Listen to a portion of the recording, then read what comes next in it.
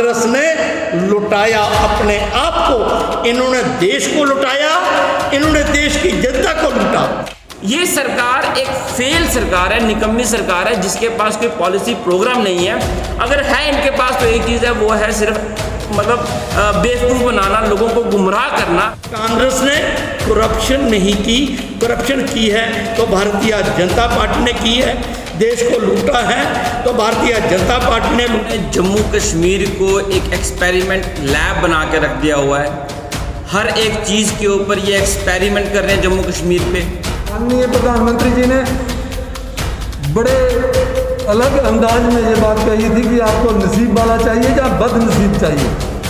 आज मैं उनको पूछना चाहता हूं, अगर आप बदनसीब हो तो ये कुर्सी छोड़ो, घर बैठो, किसी नसीब वाले को इस कुर्सी पे बिठा दो।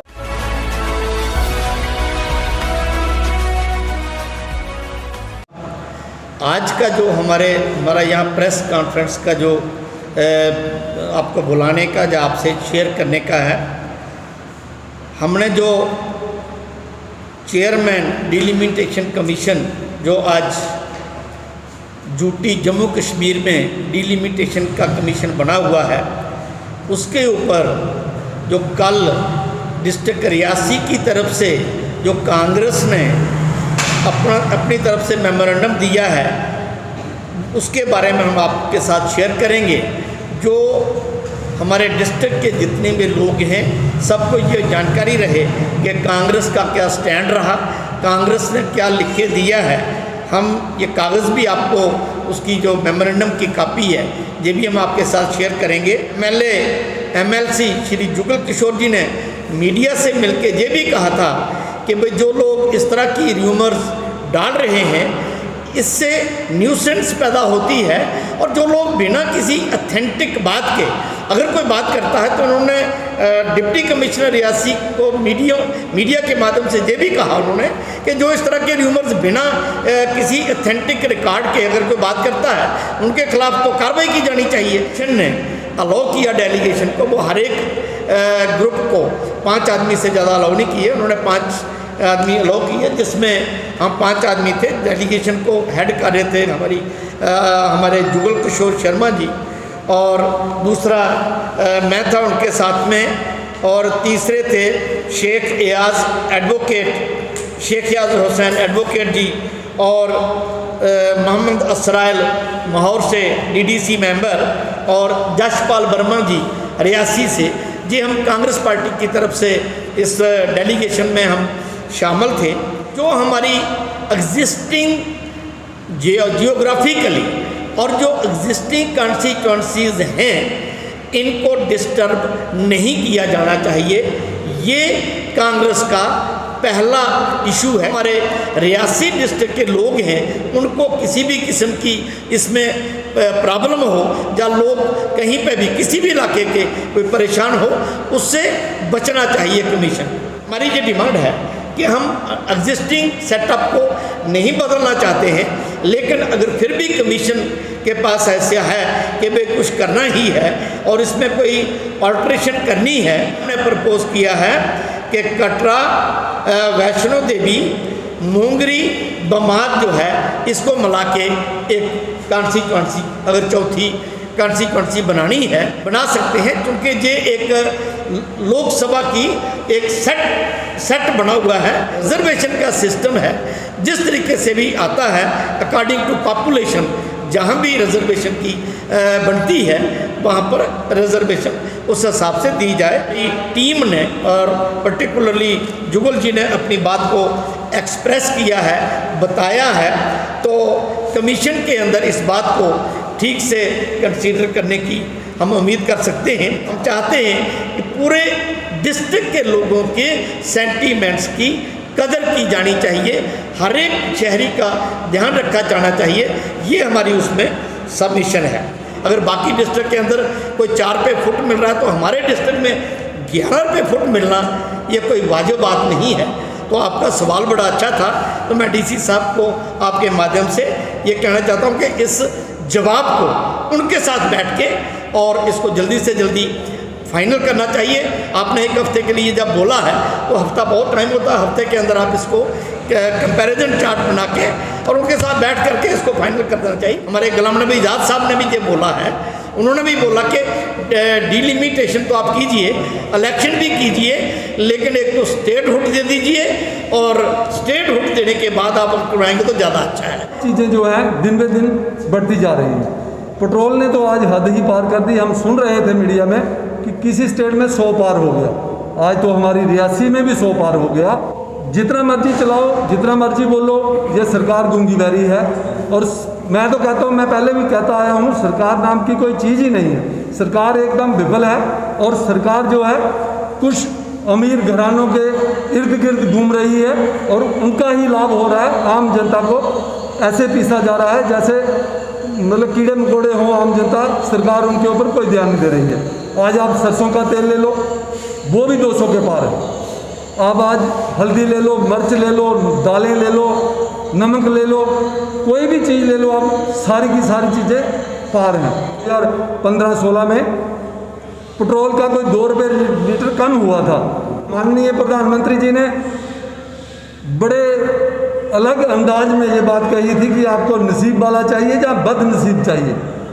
आज मैं उनको पूछना चाहता हूं, अगर आप बदनसीब हो तो ये कुर्सी छोड़ो, घर बैठो, किसी नसीब वाले को इस कुर्सी पे बिठा दो तो आम जनता जो है, देश की जनता कोई सुकून का सांस ले और रात की ज़िंदगी बसर करे। राशन फ्री में दे रही है और राशन फ्री में दे रही है। एक साइड से हमें बीपीएल के नीचे जो है उनको 5 किलो आप राशन दे रहे हो और 50 रुपए की चीज़ आप हमको 100 रुपये की दे रहे हो। ये कहाँ का इंसाफ है? आप मेरे को बताओ, 50 रुपये लीटर आज पेट्रोल मिल सकता है जो कच्चे तेल का रेट है, और 50 रुपये की चीज़ 100 रुपये में देके किसी को 5 किलो राशन दे रहे हो। मैं कहता हूँ वो बीपीएल वाला भी 5 किलो राशन घर में लेके कहीं मच्छियों को गोलियां बना के डाल सकता है, परिवार 5 किलो से नहीं पलता है। माननीय यहाँ के जो एमएलए और मंत्री रहे, उन्होंने कहा था कि रियासी डिस्ट्रिक्ट को 24 घंटे बिजली मिलेगी। मेरे ख्याल में ऐसे ही 24 घंटे होती है तो उनको मेरी तरफ से बड़ा बड़ा शुक्रिया और बड़ा बड़ा धन्यवाद उनका, क्योंकि वो 24 घंटे बिजली हमको दे रहे हैं। मैं कहता हूँ कि हमारे आम जनता इतनी परेशान हो चुकी है इस सरकार से, और पर्टिकुलरली मैं बात करना चाहूँगा रियासत जम्मू कश्मीर की। इन्होंने जम्मू कश्मीर को एक एक्सपेरिमेंट लैब बना के रख दिया हुआ है। हर एक चीज़ के ऊपर ये एक्सपेरिमेंट कर रहे हैं जम्मू कश्मीर पे, चाहे वो 370 की बात हो, चाहे स्टेट हुड को हटाने की बात हो, चाहे वो टोल प्लाजा की बात हो, चाहे वो महंगाई की बात हो, चाहे वो माइनिंग को लेके बात हो। आप हर एक इशू पे देख लीजिए, इन्होंने एक एक्सपेरिमेंट लैब बना के रखा हुआ है। आप देख लीजिए कि कहाँ हमें माइनिंग के रेट्स जो हैं किस दाम में हमें मिलते थे, और आज जो है वो उसका कोई हिसाब ही नहीं। हम कहें कि डबल इसके जो रेट्स बढ़ गए, डबल भी नहीं, उसका कोई रेशियो ही नहीं है। इस तरह से गरीब आम जनता की जो पॉकेट्स के ऊपर जो ये हमला कर रहे हैं, एक गरीब जनता को और गरीब करने की जो साजिश जो रची जा रही है, ये कहीं ना कहीं जो है एक गरीब के ऊपर एक अत्याचार हो रहा है। महंगाई देख लीजिए, आप तेल के रेट्स देख लीजिए, आप जो हमारी रोज़मर्रा की ज़िंदगी में जो चीज़ें इस्तेमाल होने वाली चीज़ें जो हैं उसके ऊपर देख लीजिए। आप एम्प्लॉयमेंट की बात कर लीजिए, इनकी कोई पॉलिसी ही नहीं है कि हमारे यूथ को एम्प्लॉयमेंट देने की। आप देख लीजिए हमारे यहाँ पे रेलवे प्रोजेक्ट है जिसके ऊपर कि काफ़ी यूथ ने अपनी रिजेंटमेंट शो की, सभी लीडरों के पास गए, मगर बदकिस्मती से कोई भी लीडर जो है इस चीज़ को, उनकी ग्रीवियंस को रिड्रेस नहीं कर पाया, उनकी इस इशू के ऊपर बात नहीं कर पाया। अगर मैं रियासी की बात करूं, रियासी में ऐसे रिसोर्सेज हैं जिसको हम अगर इस्तेमाल करें तो हमारे पास अनएम्प्लॉयमेंट रहे ही नहीं। हमारे पास अगर आप ये देखिए, अगर आप माइनिंग के इतने रेट दे रहे हैं तो रियासी डिस्ट्रिक्ट को क्या शेयर मिल रहा है? आप यहाँ पे हमारा इतना रिसोर्सेज को इस्तेमाल कर रहे हैं रेलवे कंपनी वाले, रियासी डिस्ट्रिक्ट में ये क्या दे रहे हैं? इनके पास एक प्लान आता है जिसमें कि इन्होंने सोशल रिस्पॉन्सिबिलिटी स्कीम होती है, जिसमें इन्होंने वहाँ के एरिया में पैसा लगाना होता है। आज दिन तक आप मैं मीडिया वालों को बोलूँगा कि इनको पूछे कि रियासी डिस्ट्रिक्ट में इन्होंने क्या दिया। हमारे पास यहाँ पे रंसू में यहाँ देखिए शिवखोड़ी का शाइन बोर्ड प्रोजेक्ट है, यहाँ पे शाइन बोर्ड है, कटरा में हमारे पास शाइन बोर्ड है, यहाँ पे नारायणा हॉस्पिटल है। हमारे पास इतने रिसोर्सेज हैं कि हमारे पास अनएम्प्लॉयमेंट का इशू ही ना रहे।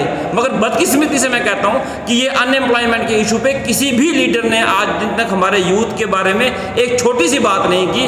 अगर इन इश्यूज़ के ऊपर ध्यान दिया जाएगा, एक एम्प्लॉयमेंट का एक ऐसा इशू है जिससे कि कहीं ना कहीं अगर एक परिवार के अंदर अगर 20,000 की भी कोई सैलरी अगर कोई कमाना शुरू हो जाता है, उसका परिवार उसके ऊपर डिपेंड होता है, उसका परिवार उससे पलना शुरू हो जाता है। अगर चीज़ें महंगी भी होती हैं, महंगाई देखो बढ़ेगी, ऐसा नहीं हम इस चीज़ को बिल्कुल भी गुमराह नहीं करेंगे जनता को कि महंगाई नहीं होती है। हर एक थोड़ी देर के बाद महंगाइयाँ बढ़ती हैं, चीज़ों के दाम बढ़ते हैं, मगर जिस तेज़ी से इन्होंने रेट बढ़ाए हैं वो कहीं ना कहीं एक जायज़ रेट बढ़ाना नहीं है। ये सरकार एक फेल सरकार है, निकम्मी सरकार है, जिसके पास कोई पॉलिसी प्रोग्राम नहीं है। अगर है इनके पास तो एक चीज़ है, वो है सिर्फ बेवकूफ़ बनाना, लोगों को गुमराह करना। और सबसे बड़ी बात जो इस सरकार में देखने को मिली है कि अगर छोटी सी चीज़ करनी तो उसकी मशहूरी ज़्यादा, दिखावा ज़्यादा। कांग्रेस पार्टी डेवलपमेंट पर विश्वास करती है, कांग्रेस लोगों की डेवलपमेंट चाहती है, एम्प्लॉयमेंट चाहती है। आपके सामने जिंदा मिसाल है, सलाल प्रोजेक्ट जब शुरू किया था ये इंदिरा जी की देन थी, गुलाम नबी आज़ाद साहब की देन थी। सलाल प्रोजेक्ट बनने के बाद आप रियासत जम्मू कश्मीर, पूरा हिंदुस्तान और सराउंडिंग एरिया को नज़र दौड़ा के देखो कितने लोगों को एम्प्लॉयमेंट दी गई थी। ये रेलवे का प्रोजेक्ट जो देख रहे हो, ये भारतीय जनता पार्टी की सरकार की देन नहीं है, ये कांग्रेस की देन है कि रेलवे का प्रोजेक्ट शुरू हुआ। अगर ये कांग्रेस की सरकार ने कंटिन्यू किया होता तो यहाँ पर लोकल लोगों को एम्प्लॉयमेंट भी दी होती। कांग्रेस ने लुटाया अपने आप को, इन्होंने देश को लुटाया, इन्होंने देश की जनता को लूटा। इंदिरा गांधी इंटरनेशनल एयरपोर्ट दुनिया का माना हुआ एयरपोर्ट है, पूरी दुनिया में आपको इस तरह का एयरपोर्ट नहीं मिलेगा, वो इन्होंने कौड़ियों के हवाले कर दिया। उन लोगों को बड़े अफसोस की बात है, बनी बनाई प्रॉपर्टी को बेचना कोई मुश्किल बात नहीं के माध्यम से देश की जनता को, अपने डिस्ट्रिक्ट की जनता को ये प्रार्थना करना चाहता हूँ कि इन चीज़ों को समझिए, इन चीज़ों को जानिए और फिर अपने मत का, अपने विचार का, अपने आप को फिर फैसला कीजिए। ये कहने से कि भाई हमने ये कर दिया, वो कर दिया और ग्राउंड में कुछ नहीं, अंधभक्त हैं बेचारे, वो खाली कहते बहुत काम कर दिया। उनको बोलो एक काम बता दो, फिर कहते नहीं काम बहुत कर दिया। मैं इसलिए आपके माध्यम से ये कहता हूँ कि जो कुछ कांग्रेस ने किया है वो लोगों को सही पता नहीं है और इसके माध्यम से डीसी साहब से प्रार्थना करना चाहता हूँ कि वीकेंड जो है ये रियासी में नहीं लगाना चाहिए। अगर ये ट्रैवलर्स का केसेस अगर बढ़ते हैं तो this should not be affected in the Reasi, रास, पौनी, इस एरिया में लोगों के ऊपर ये इसका असर नहीं पड़ना चाहिए। अगर स्टेट एडवाइजरी कमेटी या कोई कोविड के ऊपर अगर उन्होंने रिकमेंड किया तो मैं डीसी साहब से आपके माध्यम से प्रार्थना करना चाहता हूँ कि आप इसको रिकमेंड कीजिए और उस कमेटी को भेजिए कि ये वीकेंड का जो है ये रियासी में लोकल केस तो आ नहीं रहे हैं, लिहाजा मैं डीसी साहब से प्रार्थना करता हूँ कि आप इसको एडवाइजरी कमेटी को भेजिए और इसको इसमें वीकेंड नहीं लगाइए, क्योंकि यहाँ पर ठीक चल रहा है तो इसको चलने दो। मैं आपके माध्यम से लोगों से भी कहूँगा कि जो SOPs हैं उसका सभी ध्यान रखें और उसका पूरा पालन करते हुए काम करें, लेकिन एडमिनिस्ट्रेशन को इसके ऊपर ख्याल रखना चाहिए। कांग्रेस ने करप्शन नहीं की, करप्शन की है तो भारतीय जनता पार्टी ने की है, देश को लूटा है तो भारतीय जनता पार्टी ने लूटा है। आज प्राइम मिनिस्टर केयर फंड बनाया जिसके ऊपर कोई कमेटी नहीं, कोई ऑडिट नहीं, कोई RTI नहीं। बड़ी अफसोस की बात है जब प्राइम मिनिस्टर रिलीफ फंड हमारे देश के अंदर 70 सालों से बना था तो प्राइम मिनिस्टर केयर फंड बनाने की क्या जरूरत पड़ गई थी। और प्राइम मिनिस्टर रिलीफ फंड का ऑडिट भी होता है, प्राइम मिनिस्टर रिलीफ फंड का RTI भी है, वो कहाँ से पैसा आया कहाँ गया बच्चा बच्चा देश का पूछ सकता है। और प्राइम मिनिस्टर केयर फंड का ऑर्डर बाकायदा है कि इसको कोई पूछ नहीं सकता ये पैसा कहाँ से आया और कहाँ गया। ये बेसिकली वो प्राइम मिनिस्टर केयर फंड नहीं है, उसको तो मैं तो कहता हूँ वो भारतीय जनता पार्टी फंड है। इलेक्शनों में डालना है और MLA MP खरीदने बेचने हैं और कहाँ से कैसे सरकार बनानी है, बस यही उनका वो फंड है। मेरी आपके माध्यम से मैं डिस्ट्रिक्ट रियासी के कांग्रेस के नौजवानों को, बुजुर्गों को, माताओं को, बहनों को, बच्चों को ये बोलता हूँ कि आओ मिलके हम कांग्रेस को फिर से उन जगहों पर लेके जाएं जो आपकी उम्मीदें हैं और हम आपकी उम्मीदों पर खरे उतर पाएं।